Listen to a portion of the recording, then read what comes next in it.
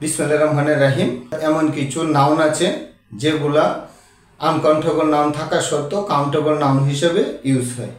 আর আজকের এই টপিকটি হচ্ছে স্পেশালি যারা ক্যাডেট পরীক্ষায় অ্যাটেন্ড করবে অথবা এনি অ্যাডমিশন টেস্ট এবং জব টেস্টের জন্য।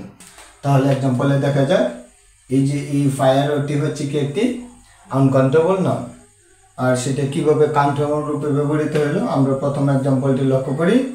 দে made a fire for cooking, অর্থাৎ তারা আগুন ধরিয়েছিল রান্না করার জন্য।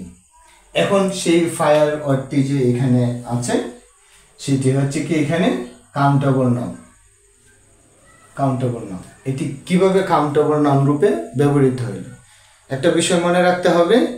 এই আগুন ধরানোটা যদি কারো দ্বারা ধরানো হয় তাহলে সেটি হচ্ছে কি কাউন্টেবল নাউন, আর এই আগুন যদি ন্যাচারালি ভাবে সৃষ্টি হয় সেটি হচ্ছে কি আনকাউন্টেবল নাউন।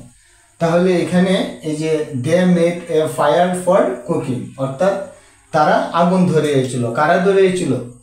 এই যে তারা ধরিয়েছিল। সুতরাং সেটা ন্যাচারালি সৃষ্টি হয় না, এই কারণেই সেটি হচ্ছে কি কাউন্টেবল নাউন। আর আরেকটি বিষয় লক্ষ্য রাখতে হবে, কাউন্টেবল নাউন সিঙ্গুলার কাউন্টেবল নাউনের পূর্বে অবশ্যই একটা আর্টিকেল এ অথবা এন থাকবে, কারণ যেহেতু সেটা আনকাউন্টেবল নাউন সেটা হয়ে যাবে কি সিঙ্গুলার কাউন্টেবল নাউন, এই জন্য এখানে আর্টিকেল এ আছে। সুতরাং সেটি হচ্ছে কি কাউন্টেবল নাউন।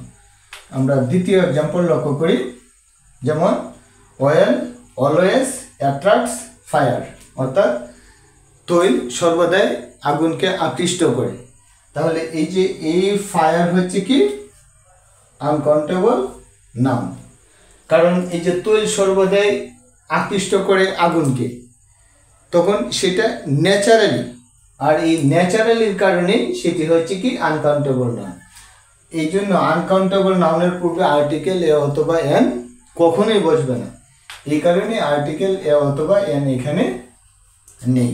পরিশেষে আবারও বলছি, যদি ওই আগুনটি কারো দ্বারা তৈরি করা হয় তাহলে সেটি কাউন্টেবল নাউন হবে, আর যদি ন্যাচারালি হয় সেটি হবে কি আনকাউন্টেবল।